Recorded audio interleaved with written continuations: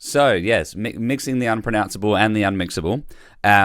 Basically, this was a project, a challenge that came about to create a mixtape for a soccer team, to have them playing it during like their practices and their warm ups and like during halftime, during games.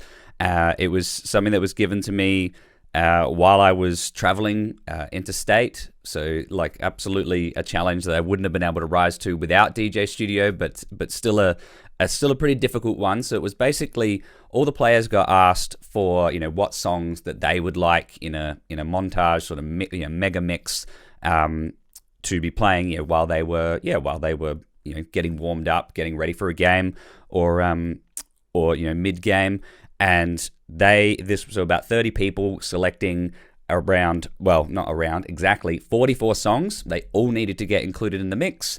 No ifs, ands, or buts about it. No extra songs could get added in to kind of bridge between different tracks. And to be able to fit into these time slots, the warm-ups and halftime and everything, it needed to be exactly 40 minutes. Well, maybe a little bit of a couple of seconds leeway here or there, but on the 40-minute mark. And on top of all of this, again, while traveling, the deadline to be able to create this was they needed it within a week. So certainly, with more time, maybe this would have been something that wouldn't be too overwhelmingly challenging. With the ability to pick the songs, it would have been a lot easier. But given these 44 songs selected by 30 people, fortunately, mostly in the same sort of like hip hop R&B genre, but then with some like pop records thrown in and some dance music and some house music and some some throwback disco stuff. The working title for the webinar was Mixing Impossible. It was this near unmixable thing that actually I think turned out reasonably well, and showing the team and everything, they were really happy with it as well and thought it sounded really really good, especially given the task and the monumental challenge that it was. So we thought we would jump into it on a live stream and sort of break down how I made it work. Which the full disclaimer, these are not some of my proudest transitions. There are some really cool ones in there, I think. But certainly fitting 44 songs into 40 minutes, traveling with DJ.Studio on my laptop, on planes, just getting it done. I don't think it would have been possible without DJ.Studio and without some cool tricks and stuff like that that I've learned using DJ.Studio over the last few years. Pretty well full-time DJ.Studio DJ. And yeah, it'd be really cool to show you guys. And also really cool to show you some new things that I've been able to do with the mix, with some new features that have just been added to DJ.Studio and will be getting added in the next coming weeks that would have made it even more incredible had I had access to them when I made this project. So we'll go through that.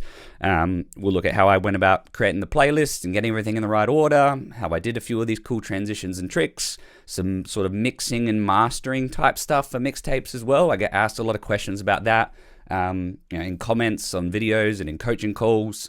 How do I sort of, finish off or polish off a mix or master the mix? So we can look at how I do that as well. And then at some point, either when I need to take a break or get tired of talking, or you guys get tired of me, if not, some point, Siebrand's going to jump in as well and share a few new features that are coming up in the pipeline. Some really crazy stuff that I'm excited to see as well, to do with new beat gridding technology and some new UI sneak peeks that are coming up in DJ.Studio as well. So enough talking from me. Let's jump straight into it. We'll share the screen with the sound. Excellent. And we'll open up the project. Oh, and I just tend to talk really fast and go over stuff really quickly. So I'm sure Fleur will, but slow me down. If you got any questions, just type away comments, and we can pause and sort of break things down in more detail. This is a kind of webinar where I think it'd be good to be really interactive. If you guys have got questions and want me to drill into something more or less, then we'll do that. And we'll do it sort of collaboratively. So this is the mix, and it is indeed 40 minutes. It's, you know, it's not the most crazy complex mix project that I've ever created, but it certainly, was one of the most challenging. And the place that I always start with a mix is not the studio view, it is the playlist view. So we'll jump over there, and here we have the playlist view with all the tracks in there. Fortunately, I was given the tracks, and then it was just basically up to me to pick whatever order they were going to go in, which can be pretty daunting to have 44 songs, and you'll notice as well there's not 44 songs in this playlist. I'll explain more of that in just a moment. That's because a lot of the songs I have turned into mashups rather than having them as their own distinct separate track in the playlist.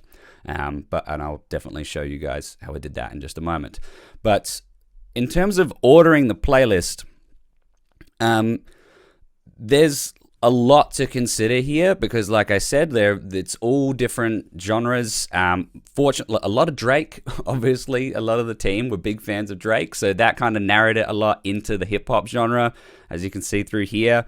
But then we've got, we jump into tech house and dance and pop and rock and house and down to R&B and then back to hip-hop. So that definitely comes into play when I'm thinking about how I'm going to order the playlist. I will sit a lot of those hip-hop tracks together because they will go together well. I'm then looking at the tempo, the BPM, and sort of, I usually try and think about mixing kind of like in a circle through the BPM. So I'll start with, a track, say I've started here at 142. I'm not immediately going to start slowing down the mix. I'm going to try and keep moving up the tempo, increasing the energy, and then at some point probably cut it back down and then build up the energy again. There's some really, really cool stuff with tempo that I'm going to show you that's actually a new feature. It's not out yet. You have to be in the sneak peek development version like I'm in at the moment. But to do with how we can handle mixing in that circle and going up in tempo and then cutting down to half the tempo. I'll show you that in a little bit. But I actually didn't have access to that feature when I made this mix. So I'll also show you how I got around that using DJ.Studio in its current version. All these songs, some of them are extended edits, some of them are radio edits. So whether I've got an extended intro and outro to mix with, or whether I've just got a short, straight into a vocal or a melody intro to work with is something I'll consider as well. Go through, listen to all the songs, learn their order. And then from there, I basically, I start using the harmonize feature. And this is something that I was drawn to in DJ.Studio from the beginning, and I still think is absolutely awesome. And I still kind of use it by its old name, which is Auto Mix, to sort of start as an idea generator. So I'll usually end up picking maybe a song that I want to start with. My memory's foggy on this, but I do think All of the Lights was given as if we can start with this track. So when I come and run Harmonize, if you come into the playlist ordering tab inside of Harmonize, you can click to lock the first track. So lock All of the Lights, and then you can run Harmonize, either Harmonize or Harmonize AI, which is using AI instead of the Harmonize algorithm. And I won't run it here because it will start changing the order of the songs. But I basically would just start using these to start generating some plausible orders. So run, lock the first track, run Harmonize, and let DJ.Studio spit out a potential first order of the tracks. Maybe it's good, maybe it's not. Maybe I like the first few songs, and then I'll come into here. If I hover between the two songs and click the lock symbol, that will lock the order of those first two songs. And because this first track is locked, and then we've locked this song to this song, and we've locked this song to this song, if I was to run Harmonize again, those three songs will stay locked at the top of the playlist. And we will only shuffle what's down here. So I would basically do that and start, maybe I like these two songs together, lock those together, like these three songs together, and then run Harmonize again. And now it's going to move these locked songs together as sort of blocks. So these three songs will stay in this order. These three songs will stay here at the top of my playlist. Move some things around, run Harmonize again. You get the idea. I treat it like an idea generator, or like a mix proposal. From there, I very much am aware of like the challenges and the considerations and the compromises of a mix like this. So you'll see on the right here, there is not a lot of harmonic mixing going on, and that's just kind of a compromise of a mix like this, where you're really locked down with these are the songs that you have to use. It's all about trying to find ways to make them work rather than, if I got choice of the playlist, I would be picking to add in songs that were harmonically in key and were maybe a better fit for each other. Whereas in this case, it's just essentially a Spotify playlist that this team has created, and they've said, right, make a mix out of this, go. So I've just had to compromise in that sense, and when we jump over to the studio view in just a second, you'll see how I made these things work, despite the fact that they're not always mixing in key. And that's basically, just looking at my notes here, songs with built-in tempo changes. I'll talk about that in the studio view. Any songs that I know change in tempo, they're an awesome thing to consider when you're building a playlist like this. Most of the ways that I've moved up and down in the BPM range, so you'll see here I go from 152 to 86. That's a BPM switched off transition, but when I go from 87 back to 149, that's actually using a song that changes. I think it's Run This Town. We'll see when we get to the studio view anyways, but it's using a song that's actually changing in tempo to do that shift. You can see it here in the tempo lane preview. So this is happening within a song. So if you've got any songs that move up and down, if you've got any songs that move up and down in tempo naturally, then they're going to be ones that you want to make note of and use to move around the BPM range in your mix. Yes, questions? And the ones you already touched upon it a little bit, the tracks that are not in the track list, but that you used as mashups. Yes, as mashups or as vocals. Those were ones that really fitted nice together, or were they like really, really awful to match? No. Thank you for asking that, because it sort of crossed my mind as I was talking about it then. That's sort of, I think, the other reason that you don't see a lot of harmonic mixing here is to try and, a bit like what I was talking about with the challenges and the considerations and the compromises. Not only was I fixed with the songs I had to use, but I was fixed with that time limit as well, right? Like it had to be 44 songs, and it had to be specific 44 songs, and it had to be 40 minutes.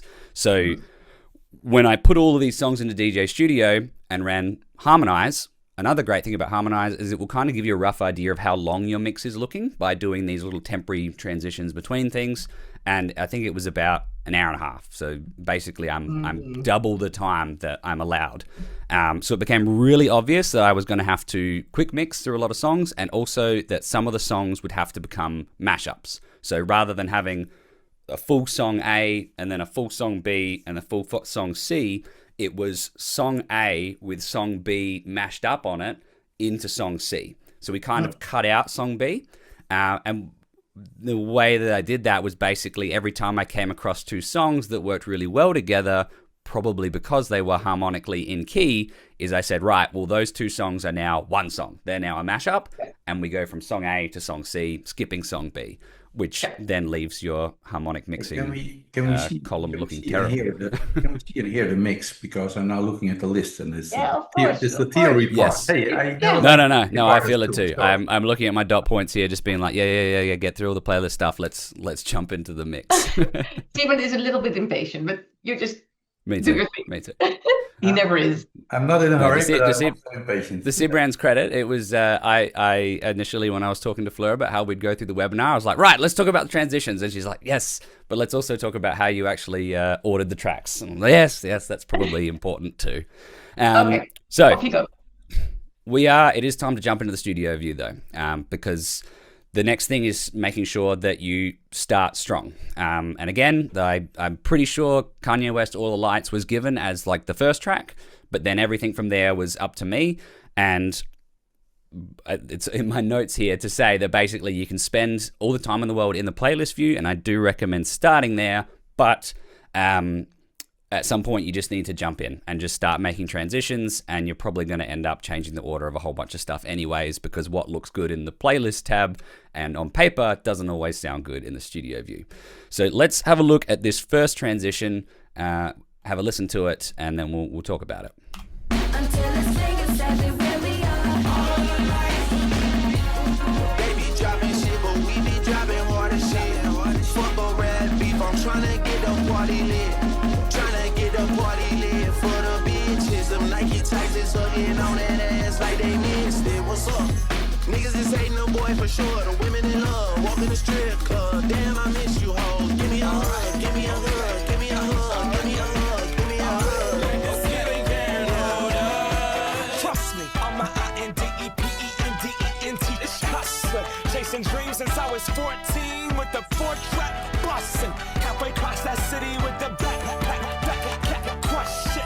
Labels out here, now they can't tell me nothing. We give that to the people, spread it across the country. Labels out here, now they can't tell me nothing. We give it to the people, spread it across the country. Here we go back, this is the moment. Tonight is the night, we'll fight till it's over. So we put our hands up like this. So that's the first transition. It's not gonna win me any DJ Mix Awards or anything, but I think it works. I think it's cool, especially this sort of as we come out of the transition here into Can't Hold Us. I should probably point out as well that I start the mix just basically going straight into all of the lights, no extended intro or just drum claps or whatever. There's no time for that in a sort of mega mix like this. We go into the chorus, and then after one chorus, we're going straight into Can't Hold Us. And I think I said before, so basically you want to start strong with this first transition. Keep things tight. We've got a bit of a, mega mix style mashup thing going on here with the Drake vocal. And then we go straight into this really cut up, cut down, edited version of Can't Hold Us. So I'll solo a few of the layers here, and you can kind of hear the different elements going on. But the idea here is to sort of get a whole bunch of things overlapping, a whole bunch of things mixing really quickly, and keeping the energy up with the edits in the tracks. So coming out of all the lights is pretty straightforward. And then we have the vocal come in here, which is perfectly in key. But again, compromises. We've got a week to make this, and it's a challenging mix. But I think it works. They be dropping shit, but we be dropping harder shit. Fuck a red beef. A little backup vocal there. Just hugging on that ass like they missed it. What's up? Niggas is hating them boy for sure. The women in love.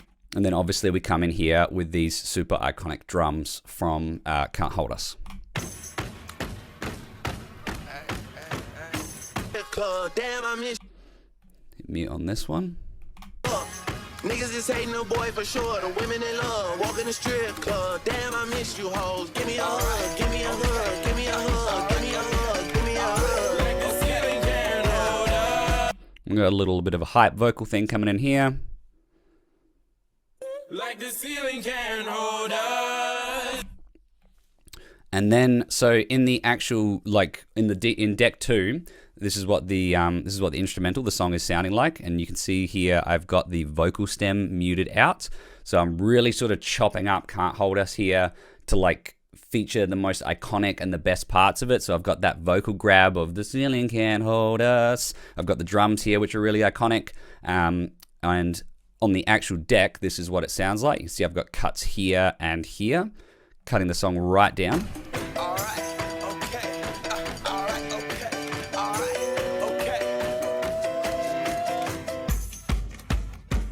So this is just the drums that come in the, I think it's like the pre-chorus or the bridge section here, because I think these are really sort of energetic and they build a lot of energy.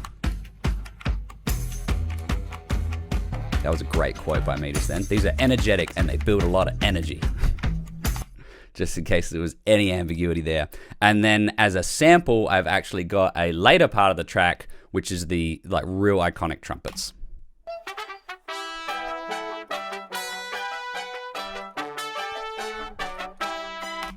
And then in another sample lane, I've sort of got the vocal here, which includes the pre-vocal, the leading vocal.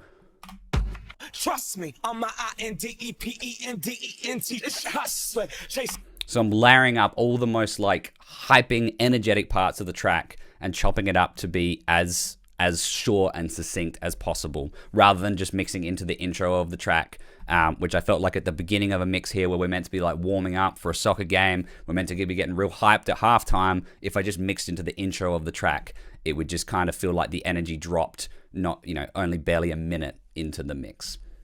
Questions? Caleb, oh, sorry. Caleb, we have a question. So how did you create the vocal of can't holders, for example? Yes. Well, first of all, I had to go online and make an account on the website and pay a subscription, and then what? I'm sorry. Yeah, or from another track, doesn't matter. But can you show the Yes, I can. So I'm joking. So the old way would have been, I had to pay for some subscription thing, and then I had to go and search for it and find some terrible quality thing, and then I had to go in and add a whole bunch of warp markers and warp everything. With DJ.Studio, it's a bit easier. So all I need to do is click on a section of a track that has a vocal that I want. Sounds good. I'm just going to click and drag to highlight that selection. And then in the right-click menu, go to Copy Stems, and then go to Copy Vocals.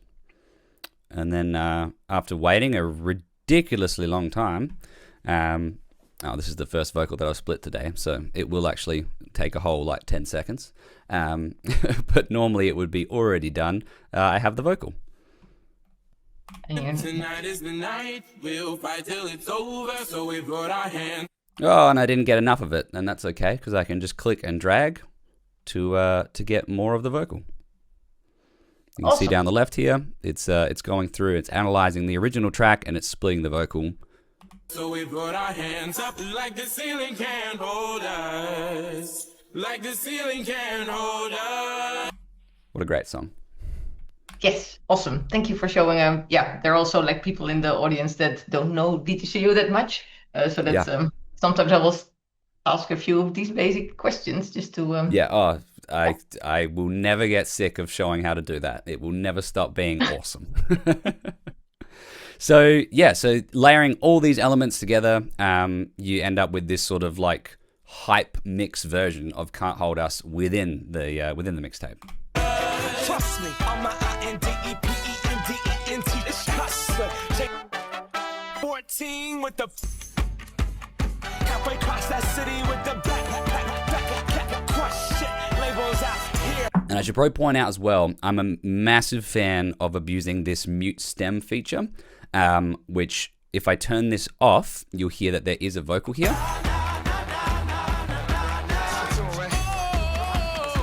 But if I turn mute stems on, because DJ.Studio knows this is a vocal stem, which I showed you how to split that just before, it can mute the corresponding stem, the vocal, within this song here.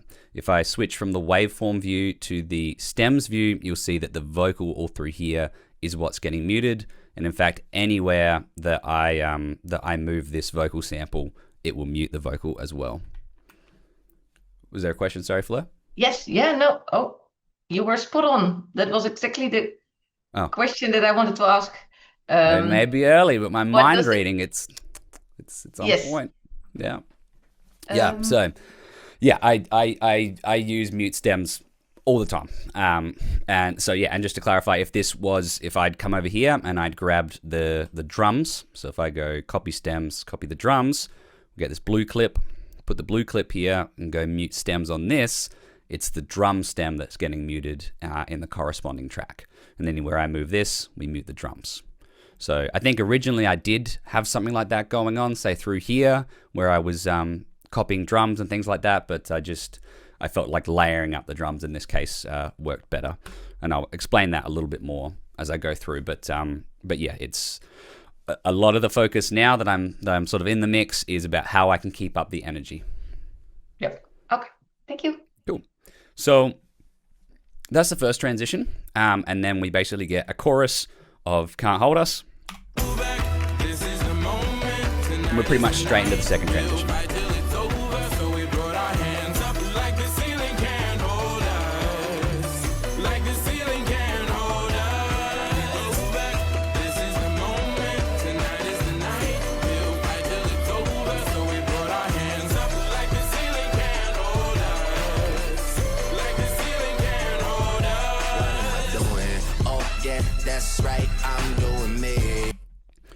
So again, just 2 seconds. Again, we're repeating just these same sort of concepts again. I'm cutting down the tracks in length to sort of, focus on the best parts of them, and layering up elements of them as well. And here we are, we're 2 minutes into the mix, and we've gone through 4 songs. So we've got 1, 2, 3, plus the Drake Give Me a Hug vocal, which is sort of fitting that 44 tracks, 40 minutes brief. And I'm also picking up the tempo through each transition as I go. Again, trying to keep the energy, keep up the momentum throughout the mix. Questions? Hey, the white and yellow lines in the transition, can you explain those? Yes, absolutely. So this is a good one to do it on. This is a simpler transition. So just to point it out as well, not all of the transitions need to be crazy, like 3 sample lane mega mix things going on. They can still stick with the basics, and this is the absolute basics. So the white lines here represent volume automation. If I click on my transition tab here, we've got manual volume automation, and we have a bass swap. So there's just a bass swap preset. If I zoom back in, wherever I move this, the lows get switched off in the track that's currently playing, and they get switched on, they get swapped over in the track that we're mixing into. So if we have a listen, you'll hear the low energy fall out of this song. And simultaneously, the lows will get turned up in this song. We hear all the bass and the kick drum and everything come in there. Yeah, because having both of the lows would sound overwhelming. Not always, but in this case, we've got 2 songs, playing all their instrumentation. One's in the chorus, one's in the intro. It would sound overwhelming, and be kind of a bit and more than that, it would sound muddy, unclear. As for the audience, what they're meant to be listening to. The bass swap is a really great way to say we're now shifting attention from one song. It's time to start listening and dancing and feeling the groove of the next song.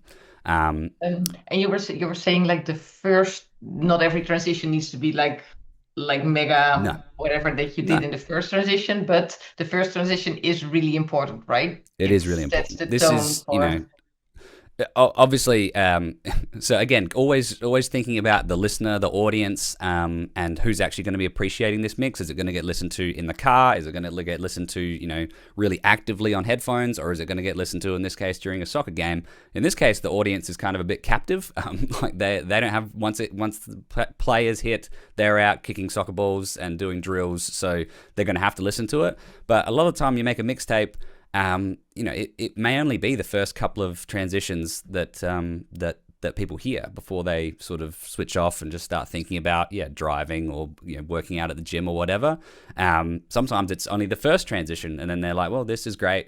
I'm going to focus on what else I'm doing now, or maybe switch to listening to something else. So you really want to hook them and captivate their attention and kind of prove that this is you want to keep listening to this. And you want to pay attention to this in that first transition. This first transition I felt needed a lot of this stuff. This second one just kind of came together, so I didn't need to overthink it. I'll just point out as well, because I know Fleur mentions it all the time, I do this funny little thing with my volume automation, where I do these little steps. So to a lot of people, this might just look very, very subtle, but the reason that I'm doing it is it kind of mimics how I actually move faders on a DJ mixer. I'll never just bring the fader up. I'll always sort of bring it up slowly, and then at the last minute kind of push it all the way up. And then same thing when I sort of start to bring the fader down, I'll bring it down really quickly, sort of maybe 25%, and then I sort of slowly fade it out the rest of the way. So this is not a massively extreme example of it, but you'll see I'm doing the same thing here as well. So I sort of am moving down in steps rather than just these constant fades. And I just find that it sounds a bit more intentional. Like same thing with how I'm pulling some of the lows out here. I would never just like a robot slowly fade the lows out linearly. I would always just sort of like how you see DJs doing this, right? When they're DJing, they're like, turn that down a little bit, turn that down, turn that up a little bit, turn that up a little bit, now turn that up a bit. And it's just, that's what a DJ's doing when they're doing these little like the fade, like the mixer is hot. They're just making lots of little tiny adjustments. So I try and replicate that in DJ Studio, and I save presets with that in it and stuff as well. So this is so probably that's- your signature. Yeah, that's my Your signature, thing. my Your thing. little thing. Yeah, whether it's audible or not, I don't know, but it's what I do. Yeah. Okay, I apologize for So- interrupting. I'm interrupting too much. I'll go away. No, absolutely. Like I said, it's good for this to be back and forth. Otherwise, I'll just ramble for 40 minutes. But just before I jump into the next transition, which is cool, I will talk more about these sort of like these vocal mashup concepts. So again, this was the two big things here were I'm going to have to edit down a lot of tracks, like what I did with Can't Hold Us. So chopping out bits of the beginning of it, chopping out sections through the middle, and just chopping them down so that each song really just kind of got, a verse, build, chorus, next song, let's go. So that was always a given, that I'm not going to have time to like really let these tracks breathe. We're mixing more than a song a minute here. And the other thing was, that I'm going to need to turn some of these into mashups. So this was a very light example of that with the Give Me a Hug vocal. I've got some timestamps here. We'll come back to this transition. Got 11:02, so moving forward in the mix. So I thought this was a cool one. So this was an example where I had Drake right above it, and this I'm gonna out myself here as not knowing who the artist is. Dreams and Nightmares was the next song in the mix, and when I went to mix them together, I was just like, oh, these work so good. I'm instead of gonna mix song A into song B, I'm gonna put song B as a mashup, as a vocal on top of song A, and then go straight into song C. So you'll see here I've done mute stems again, and there is a vocal through here in the Drake song. There we are. So it's getting muted through here. So what's that little button that you clicked? Yes. So the waveform stems view. Yes. So here, and it's being a bit of a pain, just because there's a lot of stuff going on here. But if you hover in the top right corner of a track, you'll get these options to pick through different views of that track. So you can either, by default, it will be set to show waveform, which is this one on the left here.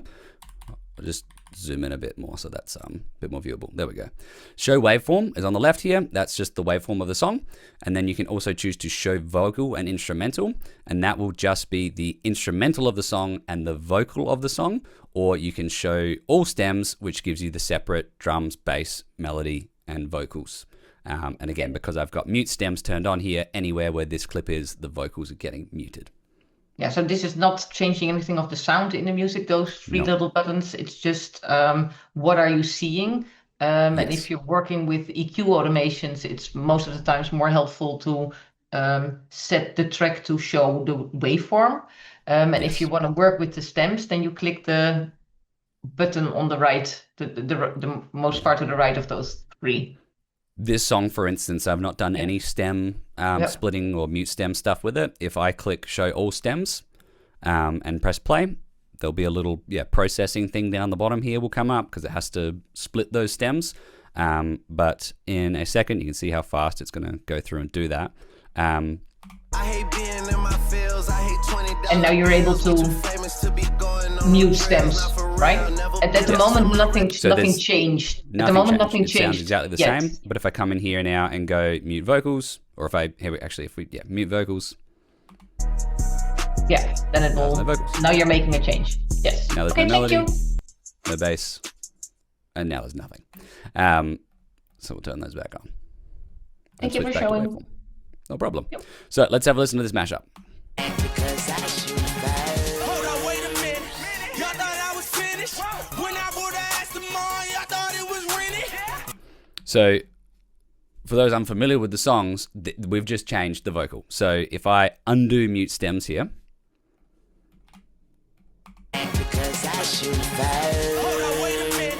Y'all thought I was fresh train. Yes, I'm in the building. You just on the list of guest names. And I've got this little bit of Lil Wayne here as well. I've separated that out because I wanted him to hold that when I shoot first. I shoot first.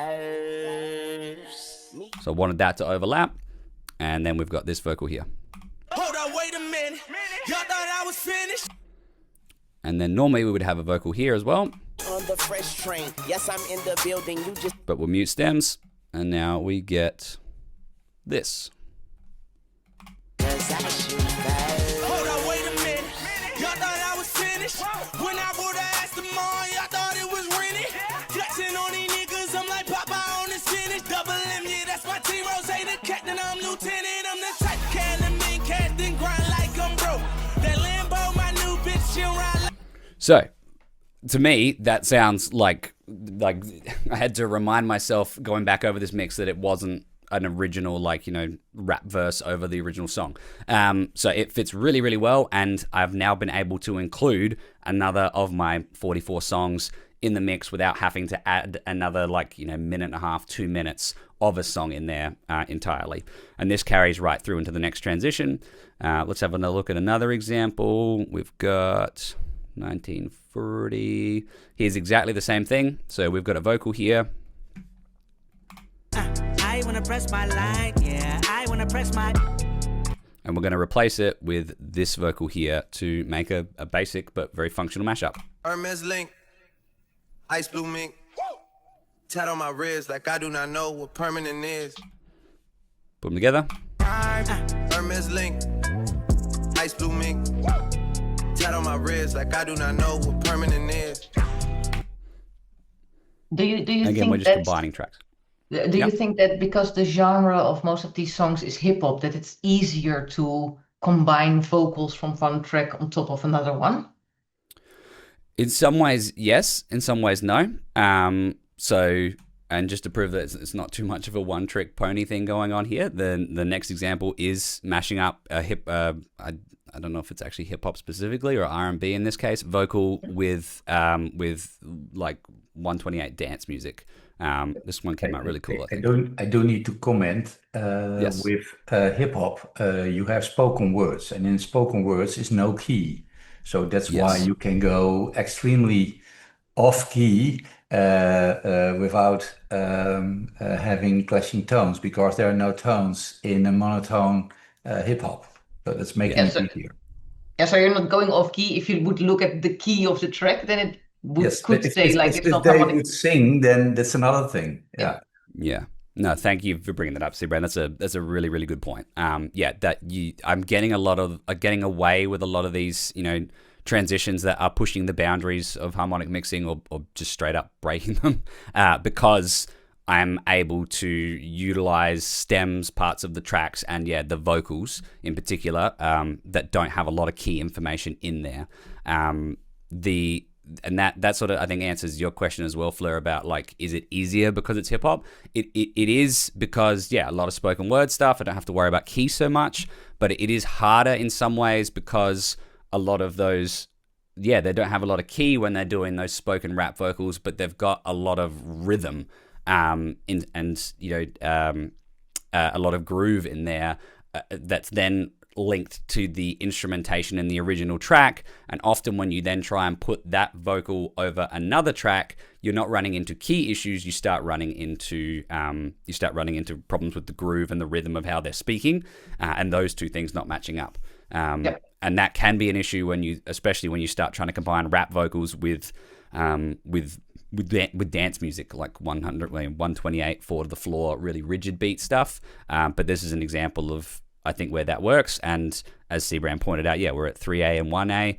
Those technically can fit inside the whole circle of fifths harmonic mixing Camelot wheel thing. But I get away with a lot here because it is just spoken word mostly. But we'll have a listen to this example. So we got the vocal, again, split out that same way, just selecting a section of a song, splitting the vocal, copy vocal stem, and in this case, this track is an instrumental anyway, so I don't have to mute stems. Hey, Homer hanging on my neck. The bracelet matches a set. My brother name is Tina Dollar. Stop all that back and forth over the net. My mama wish I would've went corporate. She wish I would've went exec. I still turn to a CEO, so the lifestyle she respect. Hey, 2 sprinters to Quebec. Chevy, who am on bet.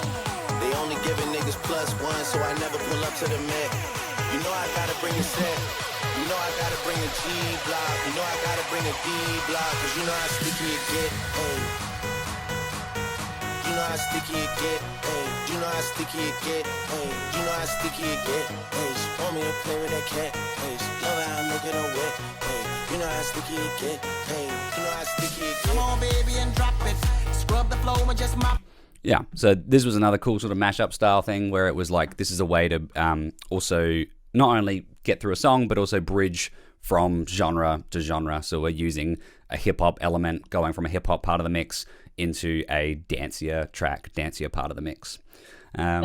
Someone asks, yes. do you stretch the vocals to get them into the groove? Or what's happening? How does DJ.Studio work? You have a vocal sample and you have a track on deck 2. How does that align? So in terms of stretching the vocal to get it into the groove, no, not in this case. And it's probably, again, bearing in mind the time constraints and the difficulty with this mix, with all of these songs having less than a week to do it, and I'm on the road busy doing other things as well, it would very quickly get out of hand if I was going to try and go in and start trying to readjust the timing of songs to fit the grooves better and stuff.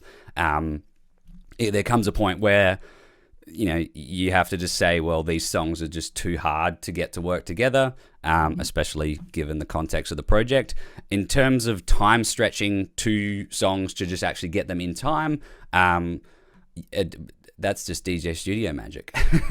So basically, when you split a vocal from a song or any stem or any just part of the song. So if I come over here earlier in the mix where we're at 146, and I come in and I select part of a track, and then I could copy just the part of the track to the sample lane. I could copy stems from it, so maybe let's copy just the drums. And when we copy it to the sample lane, the beat grid of the song gets imprinted onto that sample. So this song being at 146 BPM, it's got its beat grid here where all the beats line up at 146. That same beat grid has now been imprinted onto that drum stem. If I take that drum stem and move it over here in the mix where we're at 130, so we've gone from 146, we've slowed down to 130, that same beat grid is still in there. And so DJ.Studio is able to then stretch out those drums from 146 to now fit at 130. If we come here and hit solo, turn on the metronome.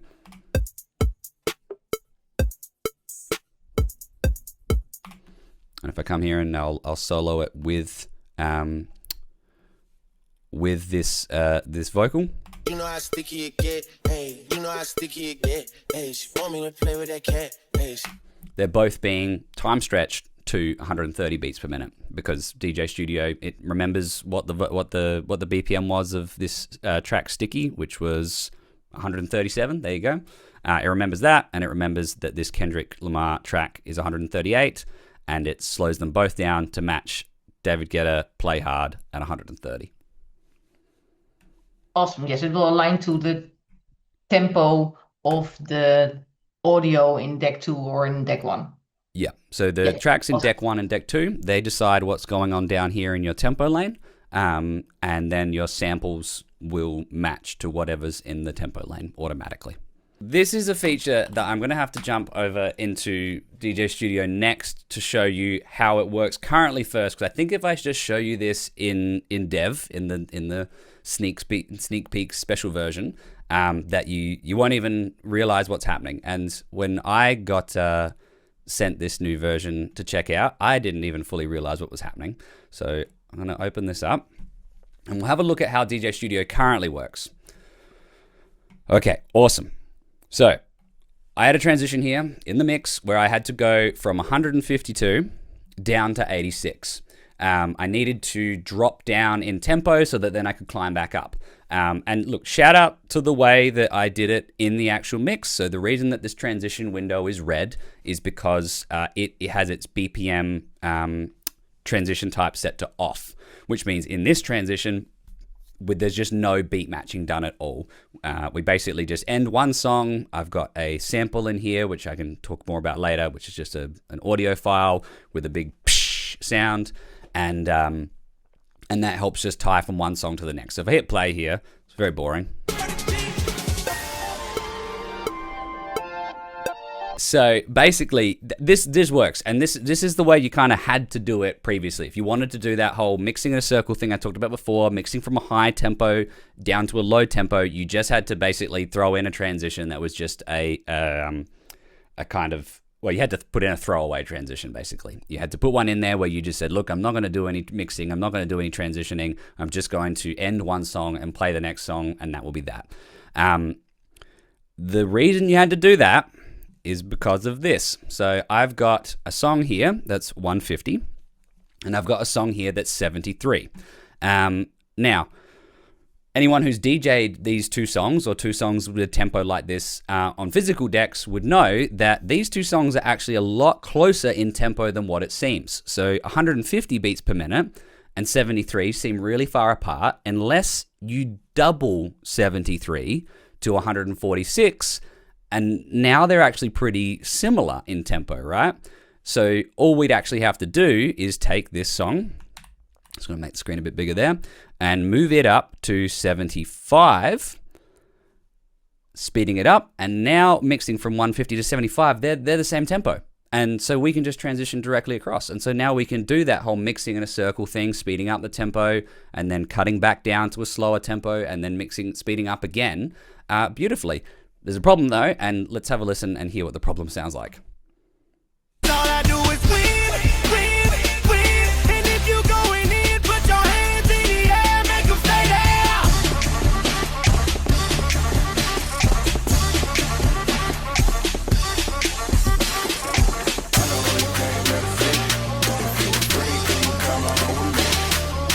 What's happened there is, and if you've tried to mix hip-hop and R&B in DJ.Studio before, you'll be very familiar with this, and not just DJ.Studio, if you try and mix it in Ableton or any other DAW, Logic or Pro Tools or whatever, it's the same exact thing. Is this song is getting sped up in the first half of the transition, so it sounds really crappy and like the Alvin and the Chipmunks version.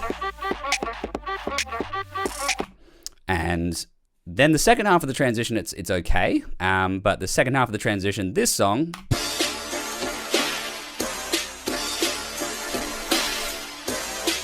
sounds like it needs a pick-me-up. It sounds terrible because DJ.Studio and all the other DAWs, they don't understand this, have this intuitive understanding that we do as DJs, that, hey, these songs don't need to be sped up and slowed down respectively. They are the same. Just let this one be, single time or double time at 150, and let this one be half time at 75, and they will overlap. It's just this song will have 2 beats for every 1 beat that this song has. Couldn't do it though. And so it meant that you had to just, had to do something like this echo out effect.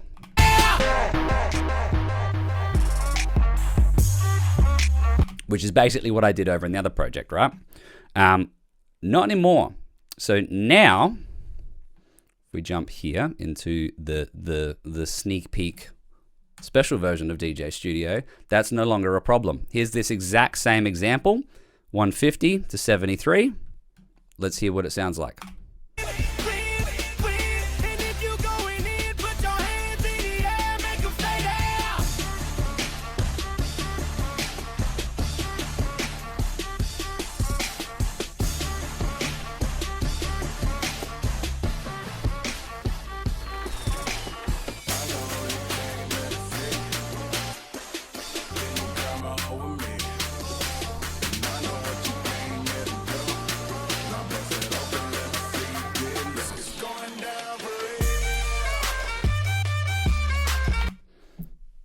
DJ.Studio now understands double time and half time tempo. So it now understands that these two songs, even though, if we take this one, we'll speed it up to 75 like I showed in the other example, even though they seem really far apart in BPM, DJ.Studio now knows that they're effectively the same and that it doesn't need to do any beat matching.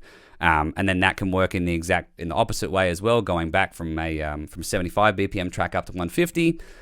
You get this cool new little graphic that shows you that we're recognizing that these two things are the same thing, and the timing stays in sync all throughout.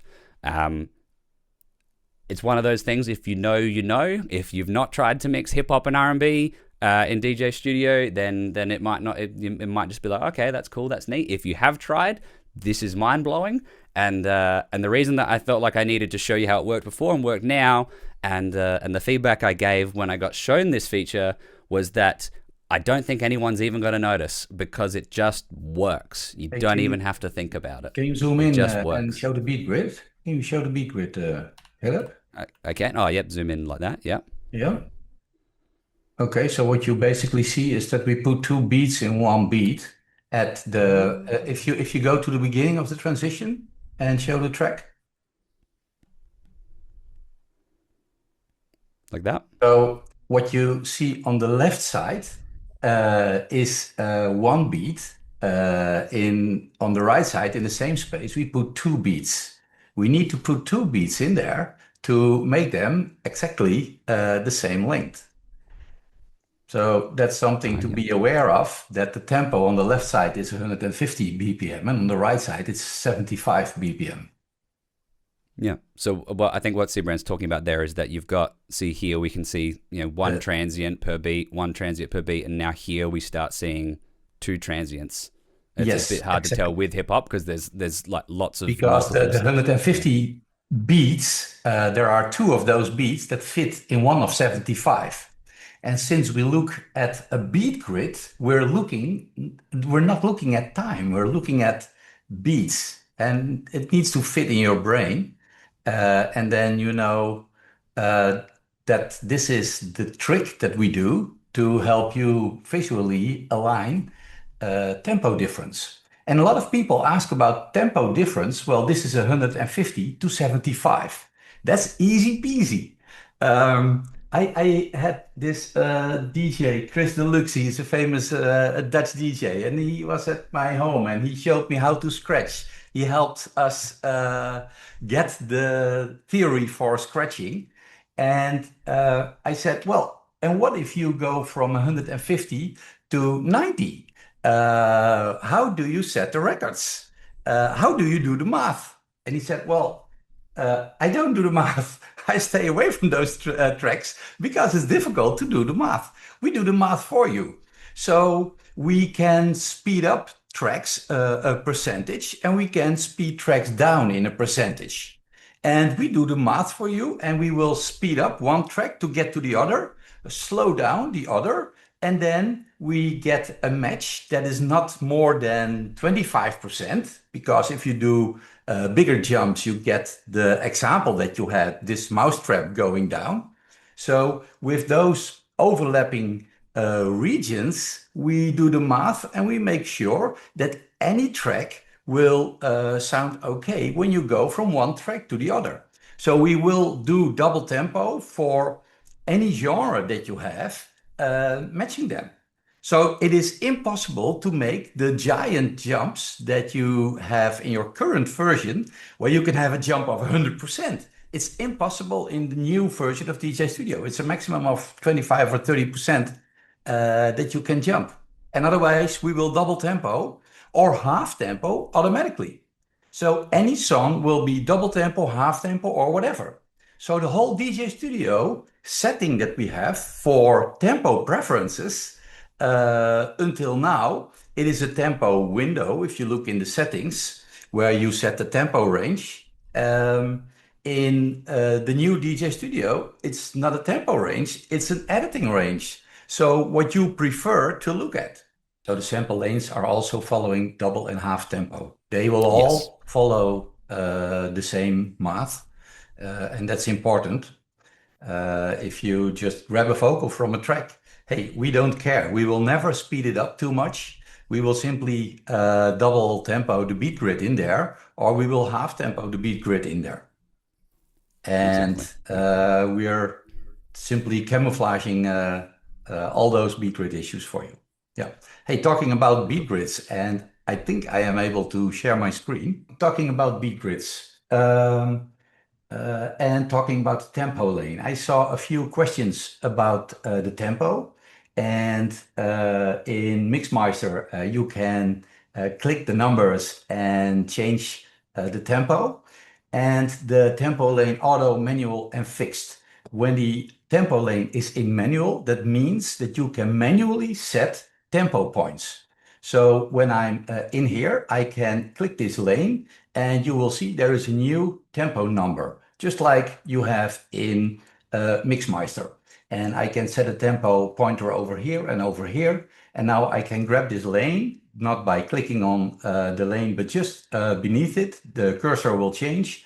And now I can change the complete tempo of the track over here. So that's what we do with these tempo numbers. And you can right-click this tempo number, and then you can edit the number if you want. So this is the number 118, and I can make it 140 and apply it. But these are all tempo jumps that you maybe don't like, especially when you start playing with DJ.Studio. And you can click them to remove them, or Command Z or Control Z, of course, is your biggest friend if you want. When you are in auto mode, we warn you now, hey, we're going to an automatic mode, so all manual markers will be removed. And the manual markers are now removed. And the only thing that I can do is I can't click on this line, but I can set the complete tempo of the track in the mix. So you see this tempo is the tempo of the track is 118 BPM, and I can set the tempo for this track to 98. And you see this number isn't changing. And that's important to understand. You have a mix tempo and a track tempo. If a track is 118 BPM, that means that there are 118 pieces of track in a minute, and the track is sliced in these portions. And those portions are placed on this beat grid.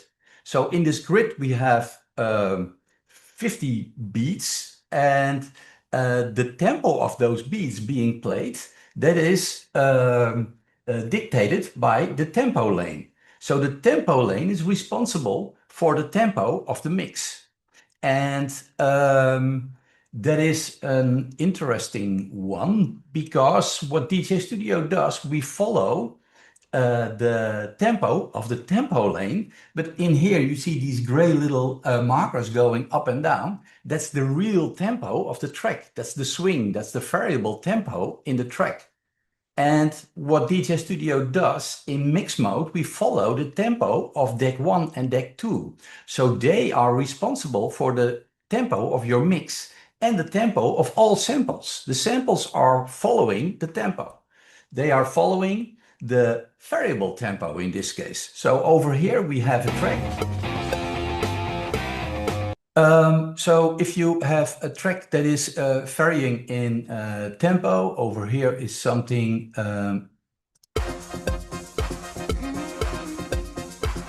French kiss, for example. So let's make this less naughty and switch off the vocal. And it's now purely for let's have another track, Armin van Buuren, in here. And I like to have these drums. Right click, copy the drum stem, just like KClip did. And the stems are being generated now.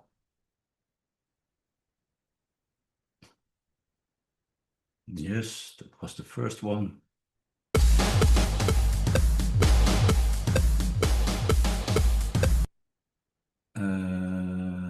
Oh my God. Did I copy the drums or did I copy the complete stem?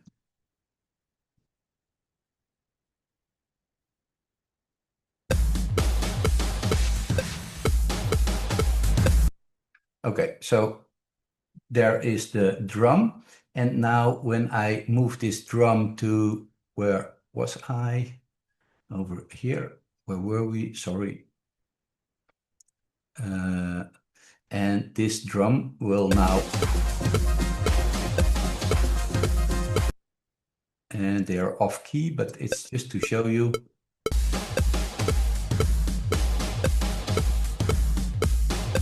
Here the tempo is going down, and that's because the samples are following the tempo of deck 2. even though deck 2 is going faster and slower, or in this case, going down a lot. And that's good to know. And that's also an important thing, that your beat grid is always correct. So we have the tempo of the track and we have the tempo of the mix. And to make it more complicated, if the track has a variable tempo, we can have fixed music like Armin van Buuren following the declining tempo of French Kiss. We have a stabilized tempo checkbox in here. And what we will do, some people like to have the tracks steady. They have tracks with an old groove and they want to mix it on the decks, and it needs to be a steady tempo. Well, when you press stabilize, over here, stabilize, now the track with this groove will start following the fixed line of the tempo lane to make it even more complicated. So now if you set the tempo lane to 130, the whole track will be 130 and Stevie Wonder will completely lose the groove of the track. Where I come in is the groove of the track and the beat gridding of these tracks. So Stevie Wonder, if I set the beat grid to AI, pressing it again, it will generate the beat grid. So now it's generating the beat grid. And for some reason, Demo Devilish, here it is. We have the beat grid. Pressing escape will follow the playhead. So when I press escape, the track will...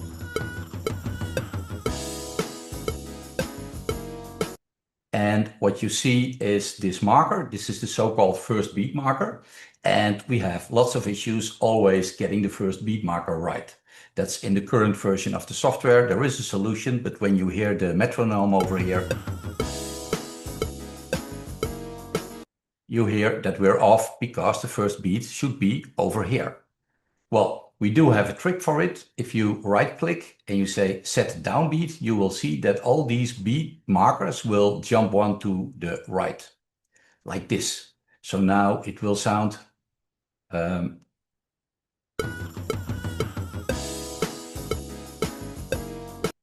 now we have the right bar markers. Now we have the correct downbeat. So now aligning other tracks will be much easier. So we get a lot of complaints, hey, please, please, please do something about the first beat marker. Over here.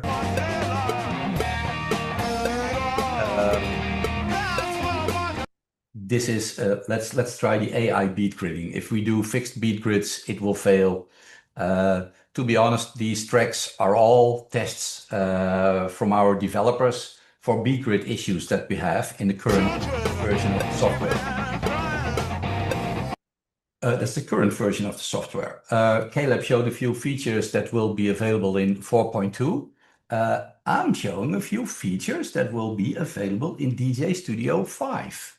And we will call that 5, and we will not wait until we have DJ.Studio version 4.3, 4, 5, 6 until 9. We will make the jump to 5 because we have some really big developments going on. So this is not a version that you get tomorrow or the day after tomorrow, but maybe next month, or it will be there pretty soon. DJ.Studio 5 got an overhaul in the UI. So the UI looks different. We listened to a lot of people about UI things. This is work in progress, so don't shoot me at current font choices or color choices. This mix that I have in here is beat grid mix. Now let's go to DJ.Studio 5 and import the same mix.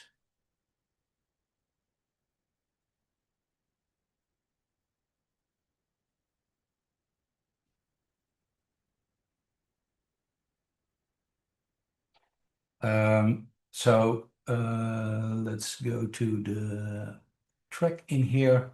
You see we have some new UI design for me now we have Stevie Wonder.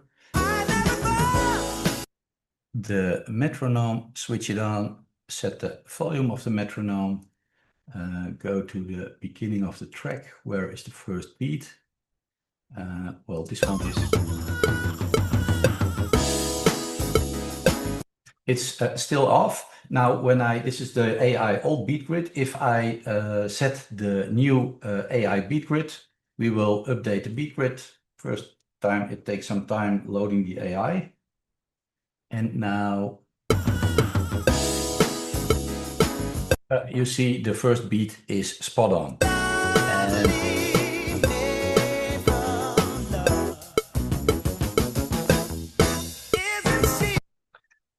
Next song, this one, the first beat is off. Thing called freedom. But when we go to the new AI beat grid, here we go. With a thing called freedom.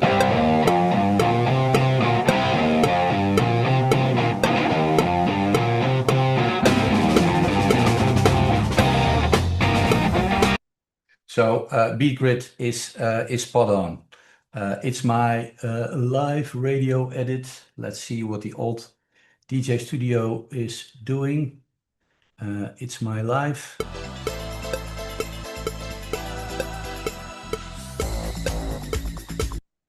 It's one off, and it's a small detail, and you can select it, right click, set the downbeat. That's one way to correct it. But in the new beat grid, you can simply set it to the new beat grid, and here we go, and it's spot on. And we have other music. This one is off. You see we didn't get the first beat right, but setting the new AI beat grid, it will do the math, and oh, sorry, it will do the math. Here we go.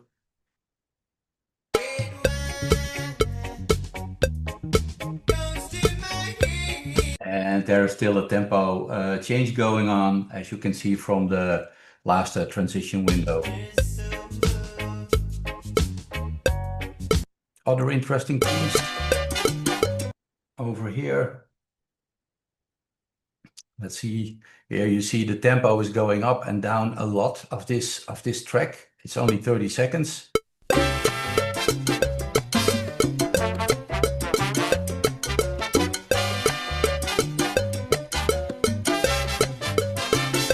And it almost looks like the metronome is leading, but when I switch off the metronome, they are simply going faster and slower in this beat.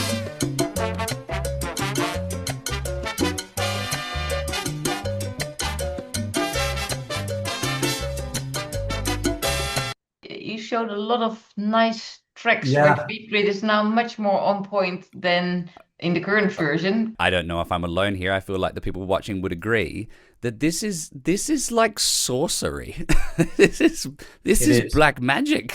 This is insane. Yeah, it is. Exactly, beat gridding, the word beat doesn't even apply anymore because It was following the hi-hats of like a 30-second samba song. Like, it's ridiculous. I see phrases. You see, I see phrases. So if you want to play with phrases, here is Stevie Wonder. We have the generate phrases, and here we are, and now we have the phrases track.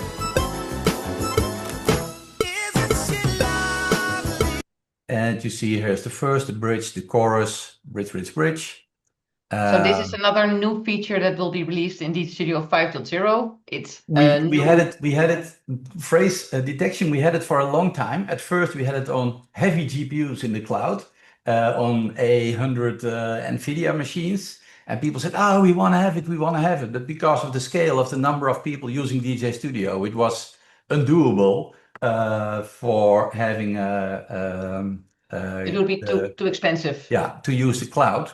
And now it's running in 500 milliseconds, half a second per track. We do it when you import the track. We already do the math for you, and we generate phrases by design and also the cue points. So that's pretty handy. And another thing for DJ.Studio 5.0 is that we updated all the stem separation models. They're faster, they're higher quality. Much higher quality. We have stem separation now in smaller chunks, in chunks of 3 seconds, what makes it less memory hungry. So we need less gigabytes of memory to do the separation. It's faster than the current 22 kilohertz mono stems. The studio quality, so the low quality of the stems, is almost the same level of the high quality now. But we have new stem models where we have ultra high quality. So there will be, let's say the current quality will be the low quality, and there will be a new high quality. Yes. Yeah. So that's a new beat detection, cue point, the phrases. Yes, and we forgot the key detection. And that's also, you can't show it now, but the team also worked on a better key detection for tracks. So with 5.0, much better. yeah, Much better. it will be Yeah. much more on point. Yeah. And And we're working on another version of DJ.Studio, and that's the light mode. But don't shoot me. It's light. We are still working with our designers on the colors. But when you're sitting on the beach and you want to make your mix, we finally support a lighter version of your music in here. so this will be improved. So please change it back because I'm not Yes. proud of it yet. But the functionality is there. We just need to fix all the colors. But the fact that the whole DJ.Studio is possible to change in color, that was the biggest chunk of work for the developers. Yeah. This was also new for you, Caleb, right? Yes, it's very, very, very cool. So you Remember like a who is- month ago when we were excited about 4.1? That's old news. Don't worry about that. Forget about that. Yeah, so even you who are sitting close to the fire, you didn't see half of this. No. I've not seen. I've seen sneak peeks of the new UI, but I've not seen any of that new AI beat gridding stuff. I think it's fantastic already, but if you want to give me more, then by all means. Yeah, my stem separation's only running at like 20 times speed. It's too slow. I want it faster and better quality. I think I'll sort of show off the last couple of things I want to show off, because I just realized we've been at this for an hour and a half, and thank you for everyone who's stuck around this long. You're the real super fans. So just while Siebrand was showing part of his demo there, I just went in and cleaned up this transition. So this is the same transition that I had before, that previously had the tempo, the transition type set to off, the BPM transition type set to off, rather.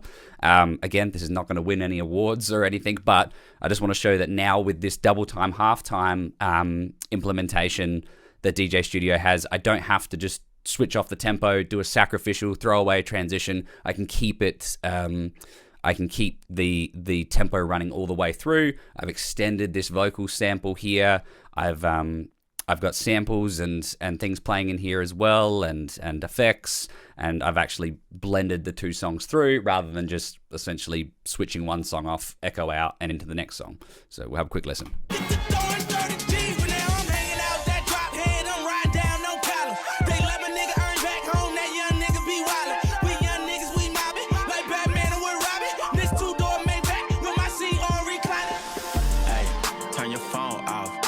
Clothes out. So much more ability to play with things and do something more interesting than just echo out, drop the tempo, go back up again.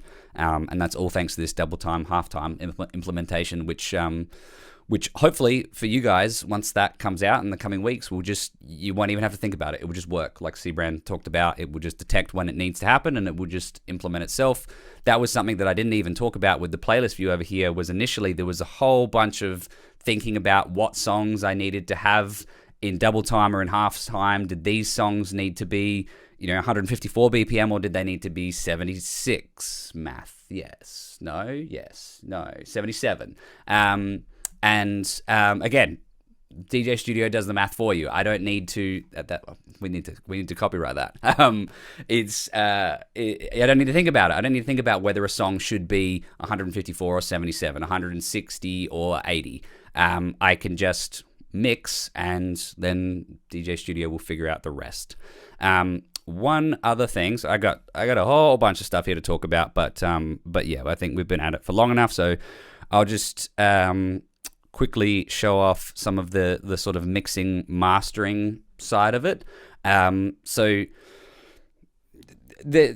I've done lots of different things over the years with how I mix down a mixtape, and how I master a mixtape, and it's one of those maybe kind of a little bit of an anticlimactic thing that I have come back to, which is that I think you don't want to overthink it. You don't need to, mix or master a DJ mix the same way that you would mix or master a song. And for anyone unfamiliar with what I'm even talking about here with mixing and mastering, I just mean, how do you get your mix to sound the best it possibly can for the people listening back? So for the listener on the other end, if we go over to the master tab here, and there is a video that is very close to being done that will explain all of this in detail on the DJ.Studio Academy. Can you zoom in a little? Yes, I can. Yes. How's that? Okay, thank you.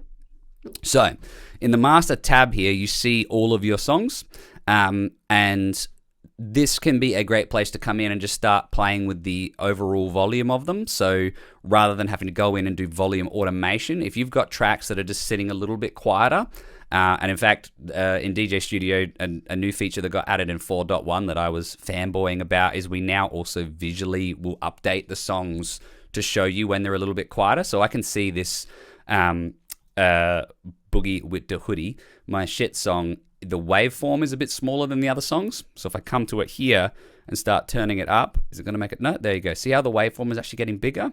So use your ears, not your eyes, but this can be a good way just to sort of the mix down process. Go through your mix one song at a time and just see which songs are feeling like they're maybe a little bit quieter in the mix, and whether that's visually or whether that's just using your ears, comparing it to say this song. Make someone around me catch a body.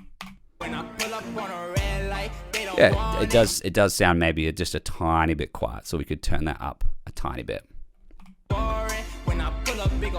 And you want to do this for the transitions as well, so just go through, and especially with the more complicated transitions and ones like this where there's lots of stuff layered up, just go through and you would have a listen, just press play, listen through the full transition, and just make sure that nothing is jumping out too much, that these vocal samples that I've got here aren't coming in too loud, that these drums aren't getting too overwhelming. Because in the bottom part you only see the tracks on the two decks, right? Yes. So Sorry. the transition. Thank you for that. So for the samples, they won't appear here down in the master tab. You can either change their volume through automation or through their gain. Either way, you want to go over and click on the sample and then come down to the effects tab, and then you can change its gain here. And again, we get that nice little visual update there now. See, with the waveform getting bigger and smaller. Or you can also come in and change its volume, which is represented by the white line here. And then I can go in and I can actually automate, add points to that white line and change the volume over time. And basically the idea is that I'm just trying to massage all these things together so that things aren't coming in, adding up and getting too loud. Same thing in the transition window. It's the white lines here.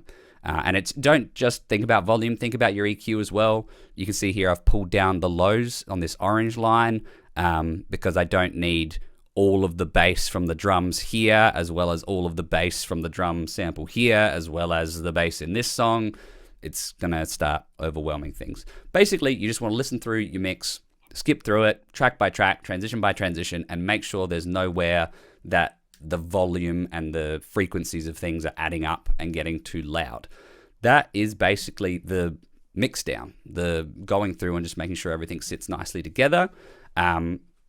If you're in a hurry, you can also just turn on this little auto gain button and it will do a similar thing. Just go through and make sure everything sits around a similar level.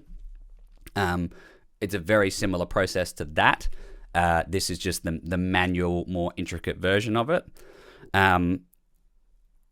Something else to do on top of that then is essentially the mastering aspect. The mastering process is just going to make sure that things are loud as they can be without distorting. And it's also, again, another step of making sure that the volume of things isn't jumping up as too many things overlap and things like that.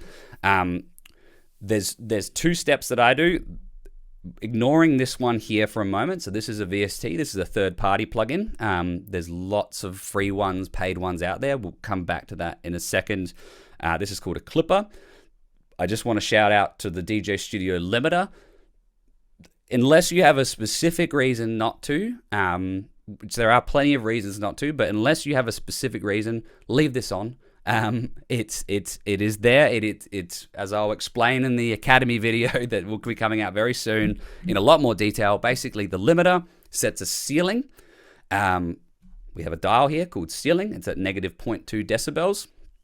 It sets the ceiling that nothing can go past. And that ceiling is your no distortion ceiling. So if anything goes past that, when we go to export it later, that's going to get chopped off. And it's going to sound distorted. It's going to sound like you've got blown speakers. It's going to sound like it's being played through a guitar amp. It's just going to sound distorted, messy, awful. So we need to set a ceiling to keep everything out of that distortion area.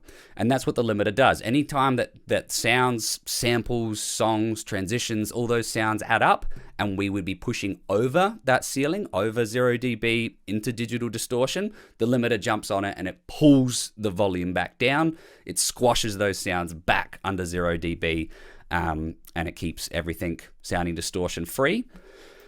Distortion free asterisk, if it has to jump on things too much, it can also sound a different kind of distorted. Over compressed, it's having to squash too much noise back under that 0 dB, that ceiling, that no distortion threshold. So something that I don't, Fleur, you might be able to confirm here. I think by default we actually set it to -2 on the gain in. I don't know. I can't remember. I think that was something that I started doing, and then that just became the default. I don't know. I'm sorry. Very good. Well, if it's not set to -2, you may want to consider setting it to -2. Reason for that is, yes, by setting your gain in to -2, you are technically giving up 2 dB of volume, but you can always gain that back by just turning up the volume on whatever you're listening to at the end of it. And this is just good. So when there's a single track playing, yes, the total volume potential of your mix will be 2 decibels lower. That's a shame. That sucks.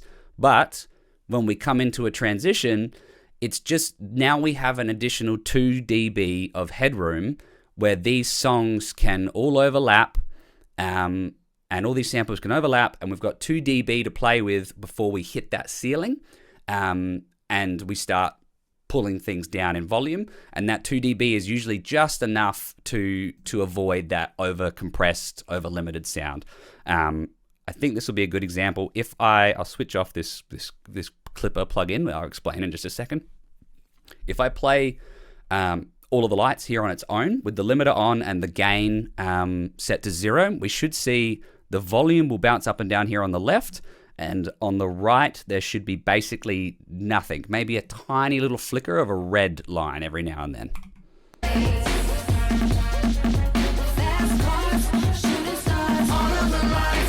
Cool. So on the left, that's our volume. On the right, that's gain reduction. So we're going over that ceiling, and we're having to turn it back down. The reason we're seeing that flicker is because our ceiling isn't actually set to 0, it's set to -0.2.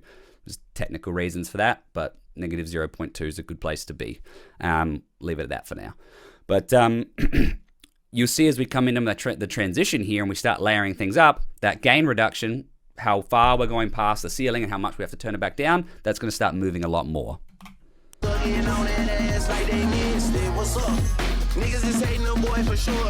Right, a lot of gain reduction. That's not catastrophic, but that's starting to get up there. If we start seeing any more than that, we're going to start hearing distortion. Not as bad as we would hear if we had the limiter turned off, because that would all just be going over 0 dB, and then when we hit export, it gets cut off and it sounds terrible. But if I come in here and we turn down the gain in by 2 dB, we should see this red line. There we go. Nothing OCD about that. That we should see this red line not bouncing in quite as much.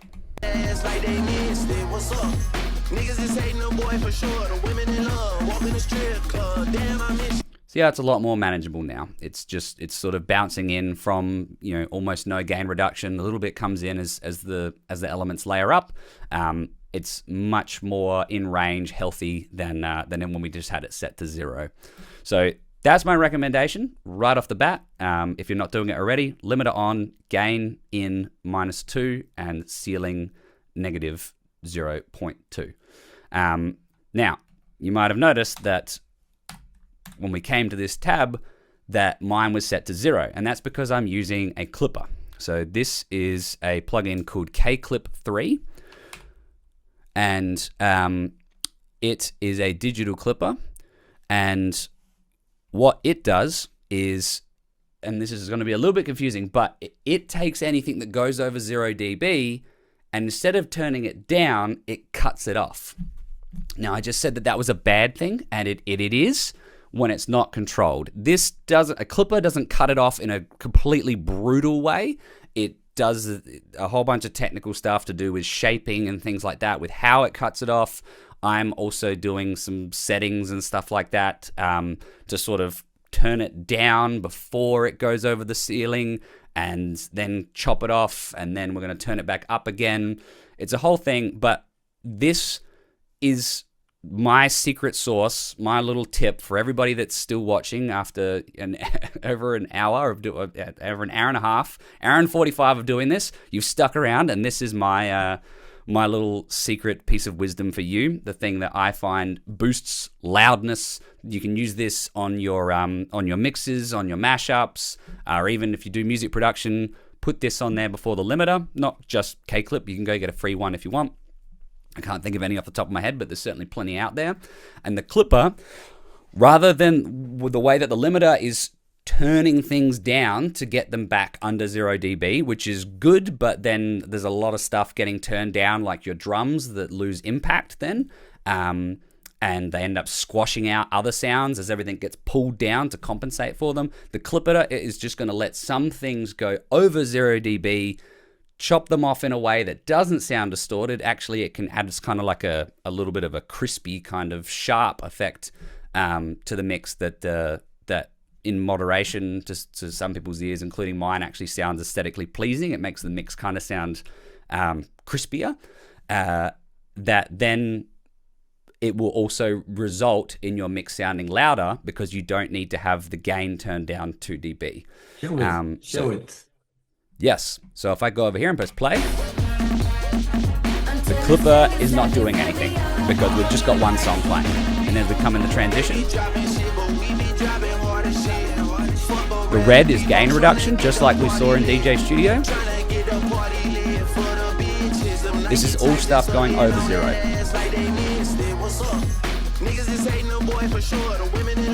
And you see over here, even though the gain in is set to 0, we have very little gain reduction going on the limiter.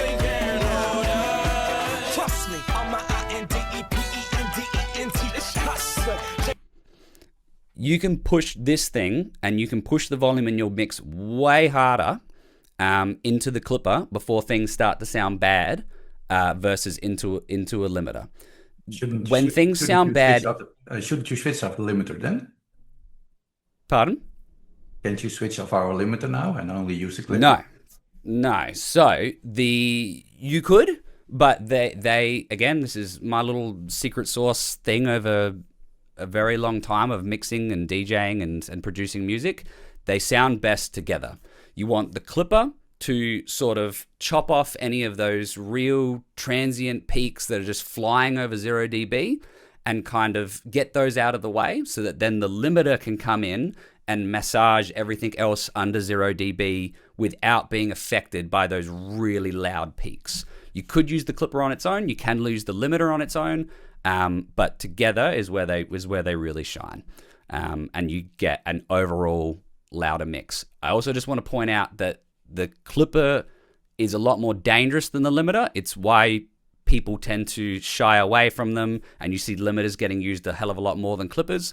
A limiter, you can get that red line moving up and down probably until about like minus 12 here, decibels of gain reduction, and it will just sound gradually worse and worse and worse until eventually, you know, anyone would start saying, oh yeah, that sounds like it's distorting, that doesn't sound very good.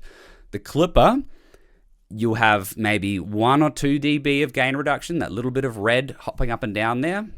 You know, we can see here that I'm getting, you know, minus 3, I'm getting a couple of spikes right down here at minus 12. The clipper, you'll push it, you'll push it, you'll push it, and then it will just fall over the edge and sound like your mix is getting played through blown speakers instantly. And it will ruin the whole mix. So this is a more advanced thing to play around with. But it is my little bit of secret sauce. That's basically my mix, and I don't know if anybody has any more questions or anything. It's not a mix that won me any awards for best most amazing transitions, but it was certainly a challenge that I would never have been able to rise to in a million years trying to do it on decks. Like I said, I was traveling interstate with my laptop. I didn't have access to decks. Trying to do it in another DAW would have just been a nightmare, but I was able to do it with DJ.Studio and all the little tricks and stuff that and yeah, stem splitting and effects and samples that DJ.Studio allows you to do. So I hope you've learned some little tips and tricks along the way. Yeah, thank you, Caleb. Here we go. So now you see that the red line and the gray lines are combined together. And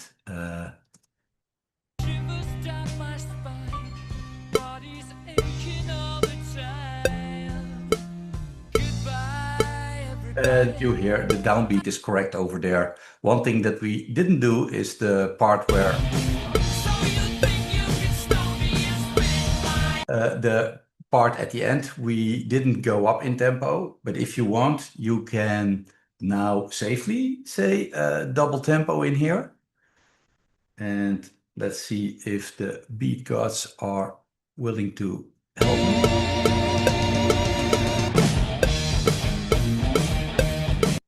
And the downbeat is correct and following the tempo is correct. And these are, of course, the most difficult parts in the track.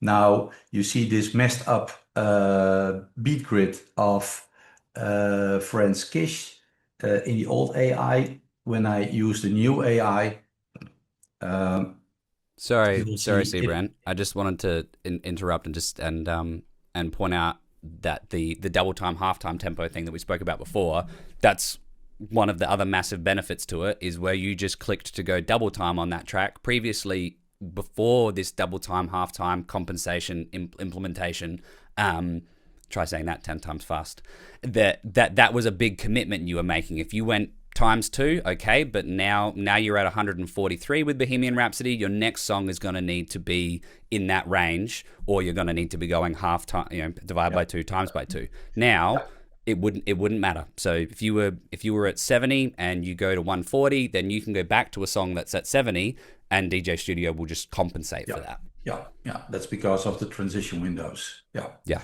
Hey, and in here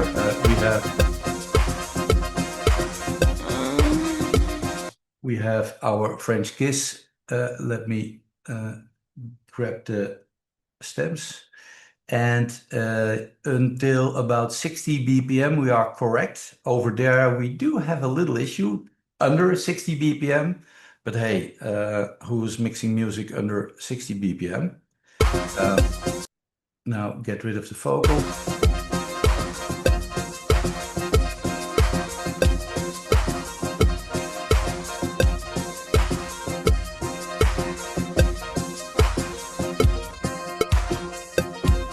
And here you see we get a little bit into trouble. And as soon as we're picking it up, here we go. Hey, and we had another track. Fleur got it from one of our users, and it was only Sam Cooke. And the track itself, if you don't play with the metronome, and if you look at the beat grid, well, it's now all over the place when you put it to fixed. And let's have a listen. No, it's not gonna work. Let's try AI. It says it's 99.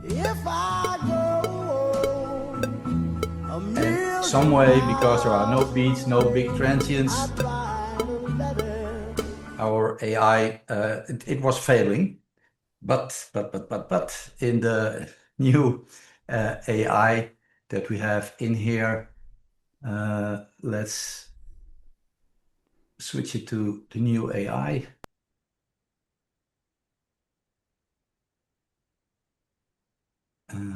Metronome is on. If I go a million miles, How?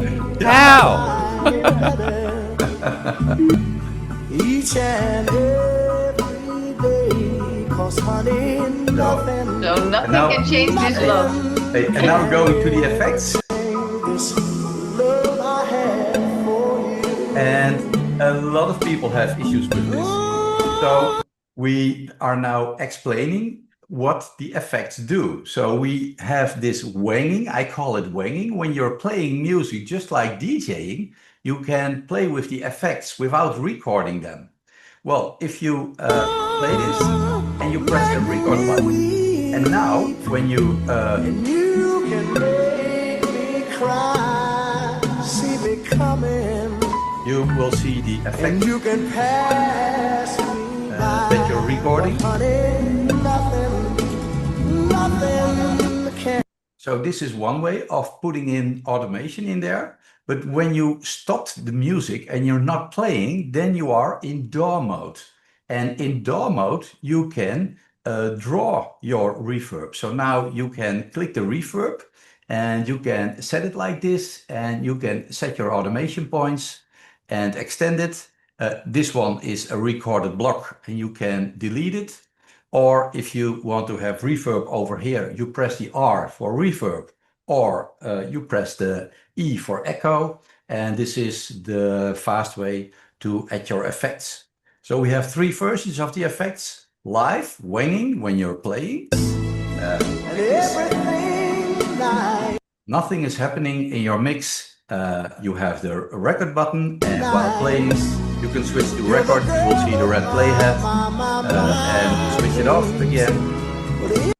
Or you can draw it in DAW mode. Those were the 2 cents that I had to add. So I love this song to have be the end of, because nothing can change this love for DJ Studio and all the amazing features that the developers are building. Because yeah, it's amazing what those guys can do. I could never do that. So without them, yeah, you can't see them, but they're doing amazing things. And yeah, Applause. Thanks, guys. Applause for the developers. yeah. Utter wizards. Yes, definitely. So thank you, Caleb, for showing how you created this Yes, thank you so much. Unmixable mix. We learned a lot. Absolute And pleasure. thank you, Siebrand, for sharing all the new 5.0 stuff, even while you ran into some roadblocks, but you Yeah. fixed them anyway. Thank you, Almar, for being one of our first users, just like Caleb is. Almar is always coming up with beautiful disco mixes and beautiful, terrible disco bugs that we needed to fix. It's very kind of you to join us as well, Omar, in the middle of a nightclub there. That's, taking time out of your schedule. And thank you to Fleur, who's doing lots of moving mountains of work for DJ.Studio, doing the support. So now I have 2 minutes to prepare, because in 2 minutes it's Fleur's birthday.